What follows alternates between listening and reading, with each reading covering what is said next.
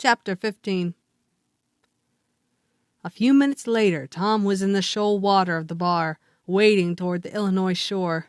Before the depth reached his middle, he was halfway over. The current would permit no more wading now, so he struck out confidently to swim the remaining 100 yards.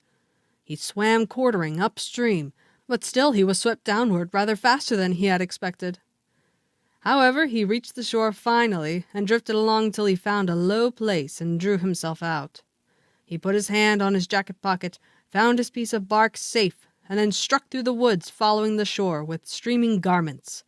Shortly before 10 o'clock, he came out into an open place opposite the village and saw the ferryboat lying in the shadow of the trees and the high bank. Everything was quiet under the blinking stars.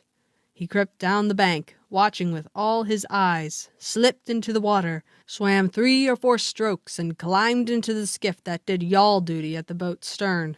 He laid himself down under the thwarts and waited, panting. Presently the cracked bell tapped, and a voice gave the order to cast off. A minute or two later, the skiff's head was standing high up against the boat's swell, and the voyage was begun. Tom felt happy in his success, for he knew it was the boat's last trip for the night. At the end of a long 12 or 15 minutes, the wheel stopped, and Tom slipped overboard and swam ashore in the dusk, landing 50 yards downstream, out of danger of possible stragglers. He flew along unfrequented alleys and shortly found himself at his aunt's back fence. He climbed over, approached the L, and looked in at the sitting window, for a light was burning there. There sat Aunt Polly, Sid, Mary, and Joe Harper's mother, grouped together, talking. They were by the bed, and the bed was between them and the door. Tom went to the door and began to softly lift the latch. Then he pressed gently, and the door yielded a crack. He continued pushing, cautiously, and quaking every time it creaked, till he judged he might squeeze through on his knees. So he put his head through and began, warily. "What makes the candle blow so?" said Aunt Polly. "Why, that door's open, I believe."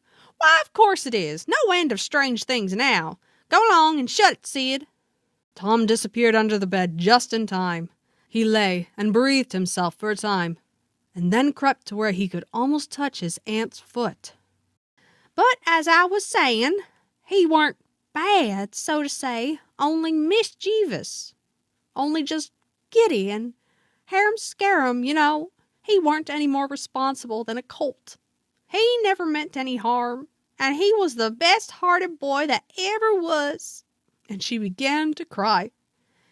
"It was just so with my Joe, always full of his devilment, and up to every kind of mischief. But he was just as unselfish and kind as he could be.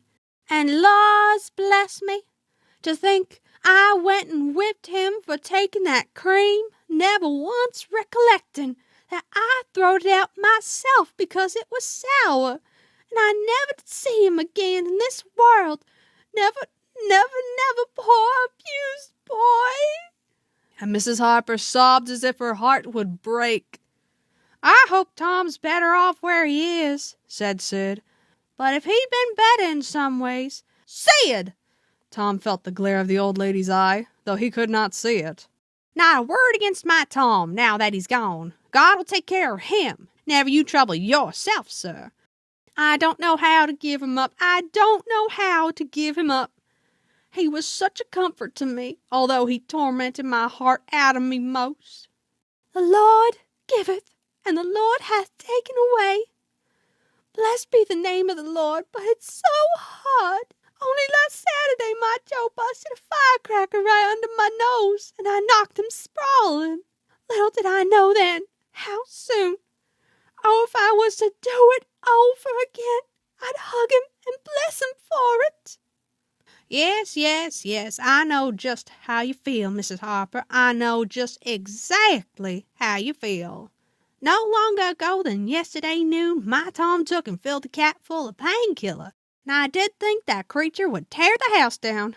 And God forgive me, I cracked Tom's head with my thimble, poor boy, poor dead boy.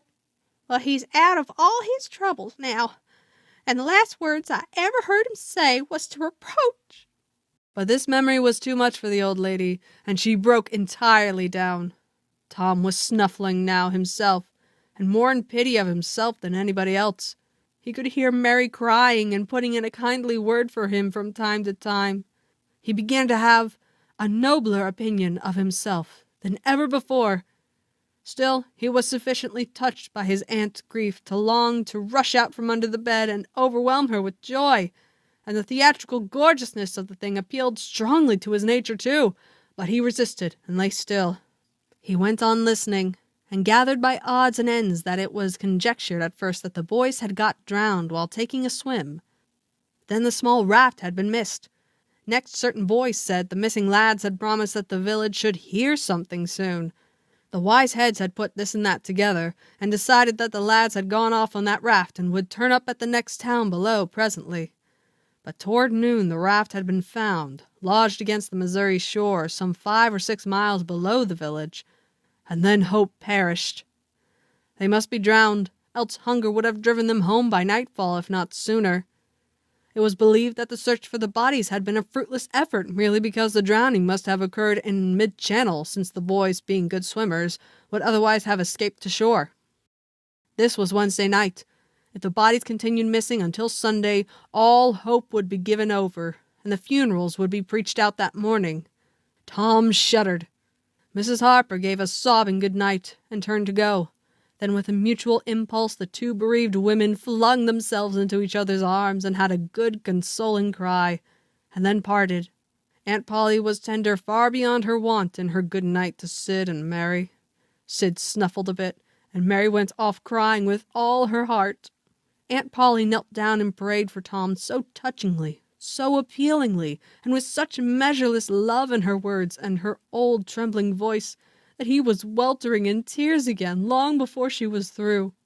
He had to keep still long after she went to bed, for she kept making broken-hearted ejaculations from time to time, tossing unrestfully and turning over. But at last she was still, only moaning a little in her sleep. Now the boy stole out, rose gradually by the bedside, shaded the candlelight with his hand, and stood regarding her. His heart was full of pity for her. He took out his sycamore scroll and placed it by the candle, but something occurred to him, and he lingered, considering. His face lighted with a happy solution of his thought. He put the bark hastily in his pocket, then he bent over and kissed the faded lips, and straightway made his stealthy escape, latching the door behind him. He threaded his way back to the ferry landing, found nobody at large there, and walked boldly on board the boat, for he knew that she was tenantless, except that there was a watchman, who always turned in and slept like a graven image. He untied the skiff at the stern, slipped into it, and was soon rowing cautiously upstream. When he had pulled a mile above the village, he started quartering across and bent himself stoutly to his work. He hit the landing on the other side, neatly, for this was a familiar bit of work to him. He was moved to capture the skiff, arguing that it might be considered a ship, and therefore legitimate prey for a pirate. But he knew a thorough search would be made for it, and that might end in revelations. So he stepped ashore and entered the woods. He sat down and took a long rest, torturing himself meanwhile to keep awake, and then started warily down the home stretch. The night was far spent. It was broad daylight before he found himself fairly abreast the island bar. He rested again until the sun was well up and gilding the great river with its splendor, and then he plunged into the stream. A little later he paused, dripping, upon the threshold of the camp, and he heard Joe say, "No, Tom's true blue, Huck, and he'll come back. He won't desert. He knows that would be a disgrace to a pirate, and Tom's too proud for that sort of thing. He's up to something or other. Now I wonder what." "Well, the things is ours anyway, ain't they?"